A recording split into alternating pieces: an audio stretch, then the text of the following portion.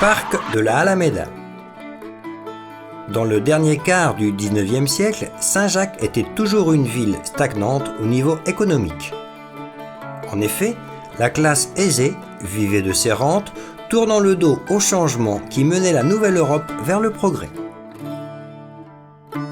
À cette époque-là, les classes sociales les plus hautes, les nobles vivant de leurs rentes, le haut clergé et la bourgeoisie des affaires, avaient l'habitude de s'exhiber dans les théâtres et dans le salon jaune du casino.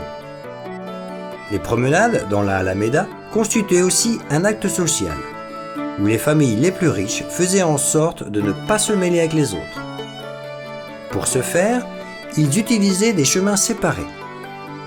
La classe la plus haute circulait par le couloir central, la classe artisane et le peuple en général par les couloirs latéraux, et le couloir supérieur était réservé au clergé, aux personnes âgées et aux veuves.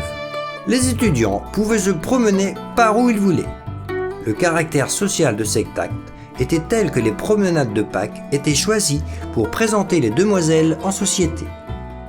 L'espace accueillait aussi chaque jeudi le jour du marché de bétail, avec la concentration d'espèces et de marchands de bestiaux venus des bourgades voisines qui s'arrêtaient pour déguster sous les arbres le poulpe émergé des marmites vaporeuses.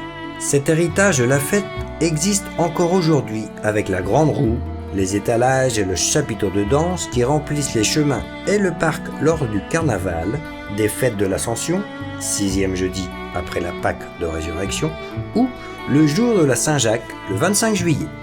De nos jours, l'Alameda permet de se promener dans n'importe quelle allée, à n'importe quelle heure et sans protocole, en parcourant la promenade centrale, la promenade du fer à cheval, la promenade des lettres galiciennes ou la Chênaie et la chapelle de Sainte-Suzanne.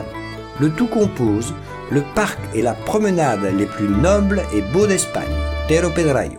Une étrange statue reçoit les visiteurs quand ils entrent dans le parc par la Porta Facheira. Il s'agit de la sculpture Las Dos Marías de César Lombera, qui représente deux personnages très populaires à Saint-Jacques au XXe siècle. Il s'agissait de deux sœurs exerçant la profession de couturière qui, par leur tenue et maquillage excentrique, attiraient toujours l'attention des passants lors de leur promenade quotidienne. Il est tout de même important de souligner que derrière cette apparence se cachait une histoire tragique de répression qui a eu lieu au cours des années les plus dures de l'après-guerre espagnole. Maintenant, nous vous invitons à découvrir par vous-même les charmes de ce parc semé de camélias, de vieux chênes, de prodigieux eucalyptus, de pavillons modernistes, de chapelles, de fontaines et de statues de divers personnages galiciens. Sans auparavant vous donner le conseil suivant. En vous promenant sur la promenade des Lions, vous découvrirez entre les branches des chênes et des ormes l'ensemble de la ville historique et la grande cathédrale, encadrée dans une carte postale inoubliable, tant de fois prise en photo, mais qui aujourd'hui restera à jamais dans votre mémoire.